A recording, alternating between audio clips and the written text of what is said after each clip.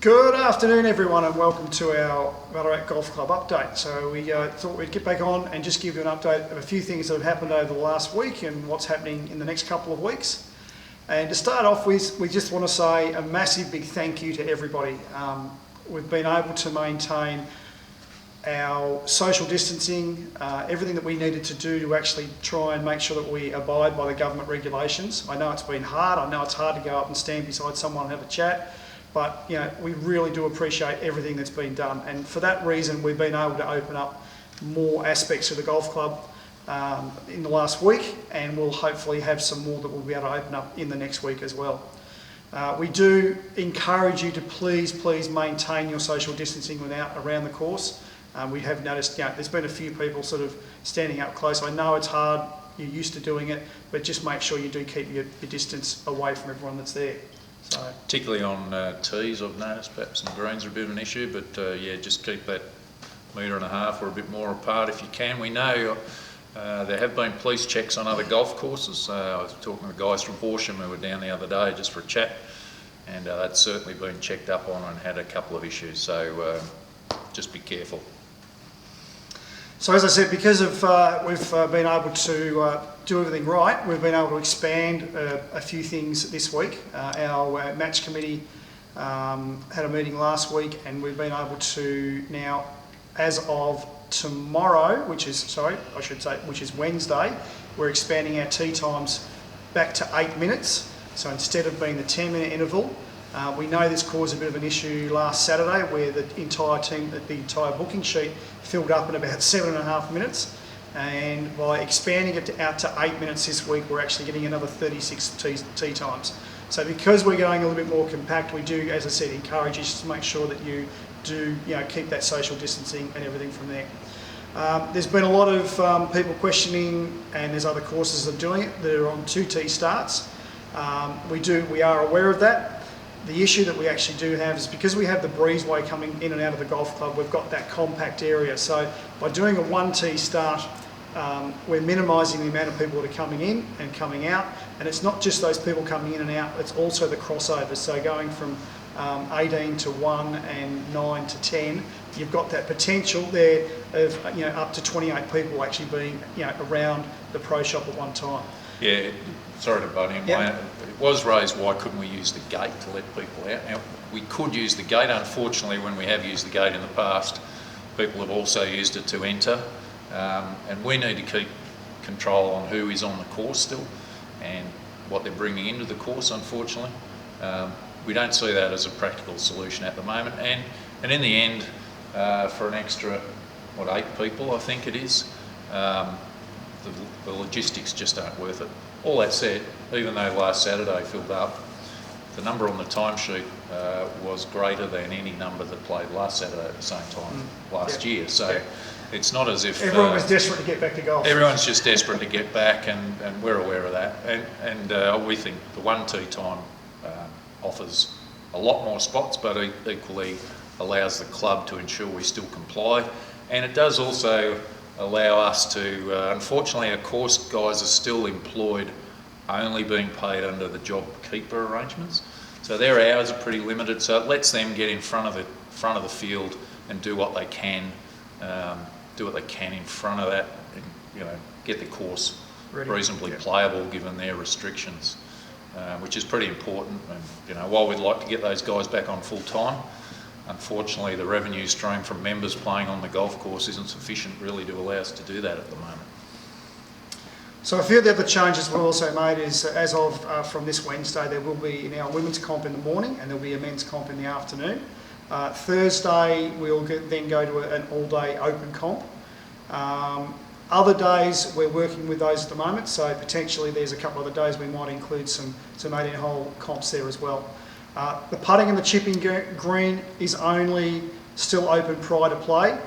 That's probably a little bit of a contentious issue we've got at the moment with how we can logistically manage that. But we are definitely working on that. And as I said, all of these things that we've still got restrictions on are being reviewed weekly. I know, Mick and myself and Gary and Dave are, in constant communication to work out what we do, and then we actually get, and then getting the match committee involved and to get the final sign off. We're doing that on a very regular basis.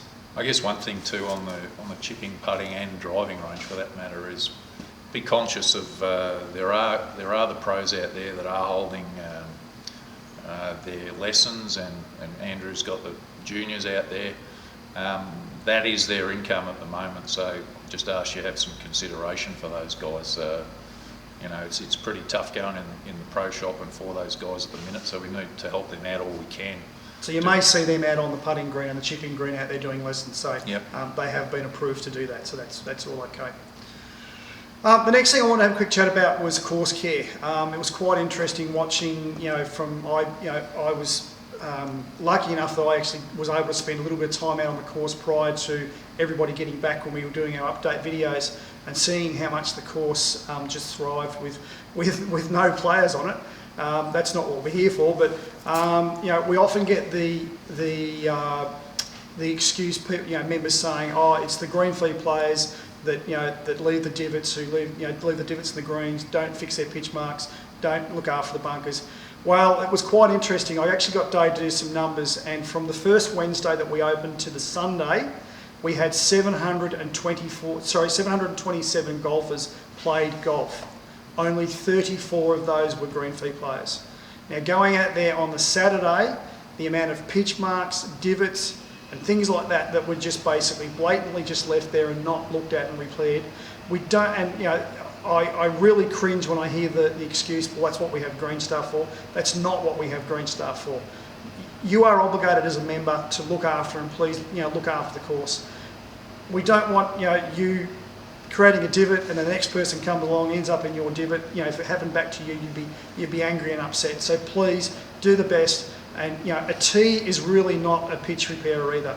You really need to have a good pitch repairer just to make sure that you look after the green and leave it as it was when you first got on there. So please endeavour to make sure you do your best to look after the course.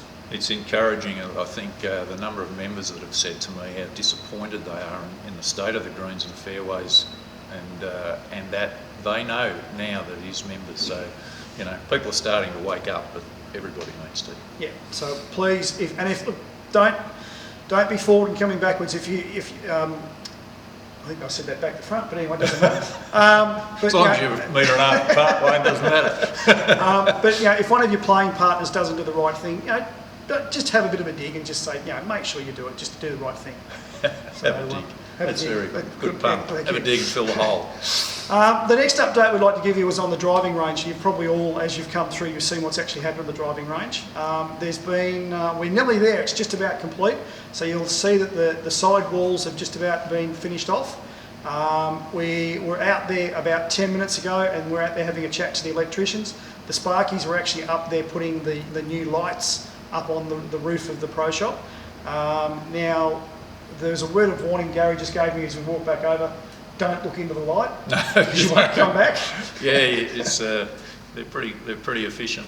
So they're LED lights, so they're very, very, very bright. And from when we actually did a couple of tests with them, we've maintained. I think Dave said he was hitting out to about 120. It's about that first yellow flag. You get a good idea of the flight of the ball. Yeah, and that was with one. That was with one. So we've put 4 up there. So it'll make it a little clearer, but that's far enough. You know, where we were hitting it certainly gave you a good idea of what was going on, and we don't want it to look like an aircraft runway. We might have some complaints from the neighbours if we do that. So but it looks fantastic at night. Having had the pleasure of freezing my butt off one night, went to test it. It comes up really well. We've got the street light will be up probably at the end of this week or early next week. Yep. So that's a light that as you walk over towards there, the light will come on. The light will be on. The light's a solar sense, so it'll be on when it gets dark. Just so you don't fall off the bridge. Under the bridge. And we have to say a big thanks to our great mate. We know he probably won't see this, but the ginger concreter, Noel Harrington, who looked after us once again and fixed up that little patch that they had to dig out to try and get the cabling through. So at the moment there's a nice little bridge over it. Now that'll be off in the next couple of days, and all that path has all been fixed up. Noel does his concreting for us for nothing. I give him a couple of beers for it, but he doesn't want payment. Obviously, we have to pay for concrete, but it's a great thing. He's spent a bit of time here over the last few weeks patching things and putting new pads in, and Yeah, we really appreciate it. So if you've seen all that in the course, just give them a pat in the back and say thanks from everyone. So the next one I just want a quick chat about was one that we want to sort of push back to everybody, is support for the pro shop. Now, you understand the club is closed down at the moment. You know, we've got nil income coming through. We're hoping that will actually gradually change into the next month, but we really want you to try and do your best to support Dave and his staff in there. So, you know, by purchasing product, lessons, all those bits and pieces, do your best. Winter is Dave's worst time, so it's the slowest time that he goes into because there's less traffic coming through the club. But, you know, we really push it out there to everybody to, you know, really try and support it as much as they can. We know everyone, while we've been in lockdown, has been online looking at stuff like that, but, you know, if you find something online, give Dave a chance to actually, you know, to be able to get that for you. And no doubt he will look after you with the best possible price he can, but really do your best to help Dave out where you can. Do I have to express a conflict of interest? No, you don't. We'll leave that one alone. No, I get nothing out of it, don't get me wrong there, but yeah, look, their income is, as I said earlier, is basically zero. And you know, when the club's operating, there's a good marriage of functions, and some money sort of flows from one way to the other, but there isn't that flow either at the moment. So they're back open. They're, you know, back.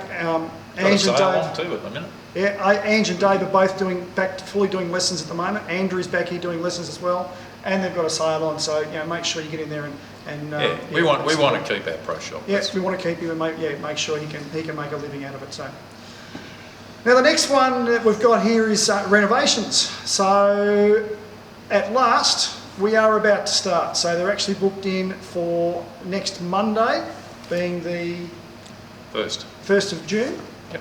1st of June. The painters will arrive, so they'll go through and do a full sweep painting right throughout the function rooms, all the function rooms, the bistro, around behind the bars, entrances. Yep.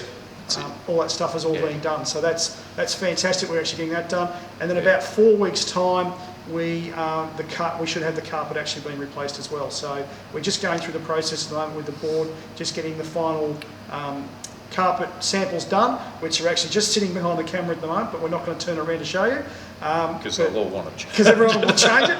But yeah, so that will happen in about 4 weeks. I think it's worth mentioning that we did use Genevieve Manley and her design team to come up with the scheme, so that's what we're going with. We haven't plucked it out of the air. Yep. So they've been very helpful. Yeah, we employed some interior designers who actually come in to assist us with the interior design, plus also some structural changes and things like that, which they've done all that work, and that's basically what we're working on there. Because you can just imagine if we put 100 members into a room to try and decide on what colour paint we're going to use. It's bad enough with 9. It could be. We could be there for the rest of our lives. So they've done a great job, and as I said, we'll get that. That'll be underway as of next Monday. So I guess the other part on that is furniture and things like that. Yep. We do have some ideas on furniture from Jen and her group. We will work through those. We can't actually do any more until we can hold a meeting and get approval for fund spending from the meeting from the members under our rules. So as soon as we can, we'll get some more costs together. There's some other fairly major structural things we're hoping will happen. We'll get some costs together for those and go to members for approval to spend. But at least by the time that you actually get back into the clubhouse, hopefully it'll look a little bit fresher and a little bit cleaner. And as I said, and then the furniture and a few structural changes that we need to actually do, they'll take place in the foreseeable future. So, and that probably leads into our next topic, which is when is the club going to be reopened? So it's a bit of a contentious area at the moment. The board's still going through some final working out to exactly work out when we're going to do it. But because we've actually got the painting starting on the 1st of June, we won't be open on the 1st of June. So the government has allowed up to 20 people in your facility from the 1st of June, which 20 viability-wise is a question. But because we actually have the... Don't think there's much question. There's not much question. Okay. But because we're actually having the painters coming through, we'll basically let them have run of the place, get all that sort of work done, and then by about the 20... The 22nd, we move from 20 to 50 in a room to a maximum of 50. Now that's still controlled by 4 square metres per person, so we can't actually fit 50 people in 2 of our rooms. And we've also just got yesterday the new guidelines which say you can only have 6 people on a table, you can only stay here for a maximum of 2 hours. A whole lot of other things around it which will impact on quite a number of book conferences we have. They'll probably be unable to be held. My ideal is probably to aim for opening for that 22nd. It will mean we'll need to move the bistro around to time with the carpet lane. Anyway, as you said, Wayne, it's, we'll see where we get to. It's a bit of a moving target at the minute. Yeah. And to invest heavily into a big reopening with potential, let's face it, we could be closed again if something goes wrong, is a risk we need to consider. So we want to do the right thing and make sure it's at the best time for the club and effectively everybody else. So we've got Gary actually going through those regulations that arrived yesterday, and he'll then send a report out to the board, which will then go through a decision then on when the actual reopening will happen. So that basically covers sort of everything that we've got there at the moment on our list of things that we sort of like to bring you update. Can I also say we've had some great feedback, which has been very comforting for us with these video updates. We've had lots of members, even one, literally 10 minutes before we started today said how much so we appreciate that you appreciate, that we're getting this message out to you. And we do ask if you do have that money over we do ask if you do have any questions that you'd like to bring up that we can actually bring up in this topic that we can then share with everybody. Please let us know. Just drop an email through to the info at Ballarat Golf Club, feedback at ballaratgolfclub.com.au. And if it's something that we think it's relevant, we'll certainly bring it up and have a bit of a chat about it next time around. Yep, sure. Thank you all. We hope you're enjoying your golf. I know I'm loving getting back out there and just catching up with people and being socialising. And I've only played once. Played with Jeanette, my wife. She gave me a flog. I'm glad everyone else has enjoyed it. So it's been great to be back out there, and we've copped some crappy days so far, but like today out here is absolutely magnificent. So get out there, enjoy your golf. Make the most of it. Please ensure you keep your social distancing, so we don't break any rules and regulations. Yep. And the next update we'll hopefully have for you is when we know what's going on with the bistro, and go from there. And stay well. Thank you. See you around. Bye.